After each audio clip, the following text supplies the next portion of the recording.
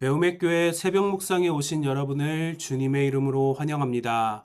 오늘 함께 묵상할 말씀은 사사기 17장 1절에서 6절 말씀입니다. 에브라임 산간 지방에 미가라는 사람이 있었다. 그가 어머니에게 말하였다. 누군가가 은돈 1,100냥을 훔쳐갔을 때에 어머니는 그 훔친 사람을 저주하셨습니다. 나도 이 귀로 직접 들었습니다. 보십시오. 그 은돈이 여기 있습니다. 바로 내가 그것을 가져갔습니다. 그러자 그의 어머니는 도리어 이렇게 말하였다. 얘야, 주님께서 너에게 복 주시기를 바란다. 그는 은돈 1,100냥을 어머니에게 내놓았다. 그러자 그의 어머니가 말하였다. 나의 아들이 저주를 받지 않도록 이 은돈은 주님께 거룩하게 구별하여 바치겠다. 이 돈은 은을 입힌 목상을 만드는 데 쓰도록 하겠다. 그러니 이 은돈을 너에게 다시 돌려주마. 그러나 미가는 그 돈을 어머니에게 돌려주었다. 그의 어머니가 은돈 200냥을 은장이에게 주어 조각한 목상에 은을 입힌 우상을 만들게 하였는데 그것을 미가의 집에 놓아두었다. 미가라는 이 사람은 개인 신당을 가지고 있었다. 에봇과 드라빔 신상도 만들고 자기 아들 가운데서 하나를 제사장으로 삼았다. 그때에는 이스라엘의 왕이 없었으므로 사람들은 저마다 자기의 뜻에 맞는 대로 하였다. 아멘. 오늘의 본문은 에브라임 산간 지방에 살던 미가라는 사람과 그의 가족의 이야기입니다. 이들이 살던 때는 이스라엘 백성이 가나안에 정착한 지 100년 정도가 흐른 후 비교적 안정되었던 시기로 추정됩니다. 미가의 가정은 신앙적 열심이 대단해 보입니다. 축복의 말이 오가고 은돈을 성별하여 바치며 심지어 가정에서 제사장의 옷도 만들고 제사장이 세워지기도 합니다. 가족의 중심인 아들 미가의 이름은 누가 여호와 같은가 라는 뜻으로 오직 유일하신 하나님에 대한 신앙 고백을 담고 있습니다. 하지만 사건의 내막을 자세히 들여다보면 실소를 금하기 어려운 일종의 블랙 코미디와 같습니다. 거룩하고 경건해 보이는 종교적 껍데기 속에 얼마나 영적으로 병들어 있는지를 적나라하게 보여주기 때문입니다. 이야기는 미가의 어머니가 은돈 1,100냥을 도둑맞으면서 시작됩니다. 고대 근동의 관습대로 어머니는 범인에게 저주를 퍼부었습니다. 그런데 그 돈을 훔쳐간 범인은 다름 아닌 자기 아들 미가였습니다. 그러자 어머니의 태도가 돌변합니다.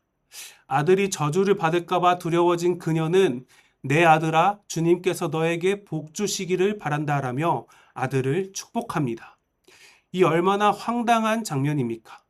죄에 대한 잣대가 진리가 아니라 나와의 관계에 따라 손바닥 뒤집듯 바뀌는 것입니다.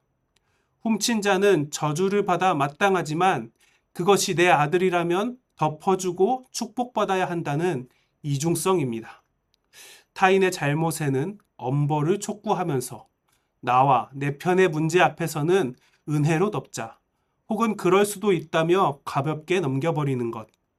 죄를 판단하는 기준이 나를 중심으로 굽어진 것은 오염된 공의이며 오염된 신앙입니다. 어머니의 모순은 여기서 끝나지 않습니다. 그녀는 아들이 받을 저주를 막기 위해 그 은돈을 주님께 거룩하게 구별하여 바치겠다고 선언합니다. 여기까지는 100번 양보해 자신을 향한 어머니의 마음이라고 칠 수 있습니다. 그런데 거룩하게 바쳐진 그 은돈으로 어머니는 목상을 만듭니다. 하나님이 십계명을 통해 엄하게 금지하신 일을 하나님께 드린다는 핑계로 자행하고 있는 것입니다. 더욱 기가 막힌 것은 하나님께 바치겠다던 1,100냥 중 우상 제작에 쓰인 것은 200냥 뿐이라는 사실입니다. 나머지 900냥의 행방은 조용히 사라졌습니다. 결국 말만 번지를 했을 뿐 온전한 헌신이 아니었습니다. 내 주머니는 주머니대로 채우고 내 마음은 마음대로 위로받고 싶어 하는 철저히 계산된 종교 행위입니다. 이것이 문화적 신앙의 폐해입니다. 열심과 형식만 있다고 해서 바른 신앙이라고 할 수 없습니다.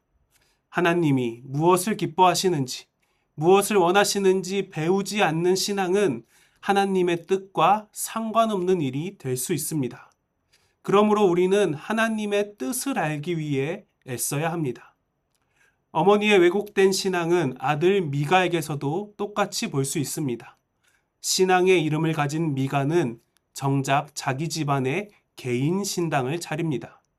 제사장이 입는 에봇과 드라빔 신상을 만들고 심지어 레위 지파도 아닌 자가 자기 아들을 제사장으로 세워버립니다. 하나님은 가나안에 들어온 이스라엘 백성에게 예배의 방식, 또 제사장의 자격까지 명확히 규정해 주셨습니다. 그러나 미가는 이 모든 규례를 무시합니다. 오직 자기가 편한 대로, 자기 입맛에 맞게 종교 시스템을 조립해 놓습니다. 이것은 하나님에 대해 내 필요를 채워주는 수호신 정도로 여기는 일입니다. 성경은 이 모든 영적 타락의 핵심 원인을 그때는 이스라엘의 왕이 없었으므로 사람들은 저마다 자기의 뜻에 맞는 대로 하였다고 진단합니다. 이는 지금 우리의 삶과 예배에도 동일하게 적용됩니다. 거룩한 용어를 쓴다고 해서 하나님을 위한 것이라는 명분을 내세운다고 해서 그것이 진짜 신앙이 되는 것은 아닙니다.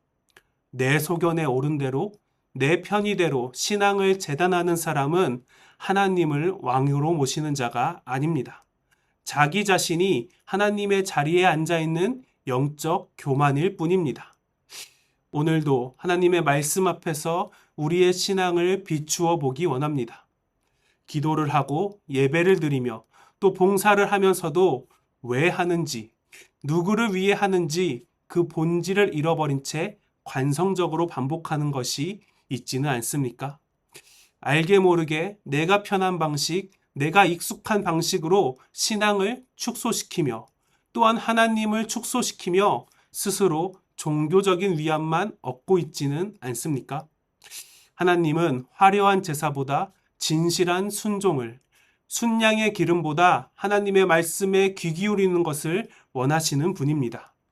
오늘 하루 내 소견에 옳은 대로 행하던 문화적 신앙의 껍데기를 벗어버립시다. 그렇게 오직 진리이신 하나님의 말씀에 나의 기준을 맞추어 살아가는 참된 그리스도인들이 되시기를 소망합니다. 말씀을 기억하며 함께 기도하겠습니다. 사랑의 하나님, 오늘도 말씀을 통해 우리의 신앙에 대해 돌아보게 하시니 감사합니다. 우리도 모르는 사이 나에게 편한 대로 또 내 소견에 옳은 대로 살아왔습니다. 열심과 형식은 있었지만 주님의 뜻은 구하지 않았던 시간들을 주님께 고백하오니 주님 우리를 불쌍히 여겨 주시옵소서. 우리의 삶의 왕이신 하나님을 중심에 모시게 하시고 하나님의 말씀을 보고 알고 깨달아 제사보다 순종을 기뻐하시는 하나님께 우리의 진실한 삶을 올바로 올려드리게 하옵소서. 이 모든 것 율법의 완성이신 예수 그리스도의 이름으로 기도드립니다. 아멘.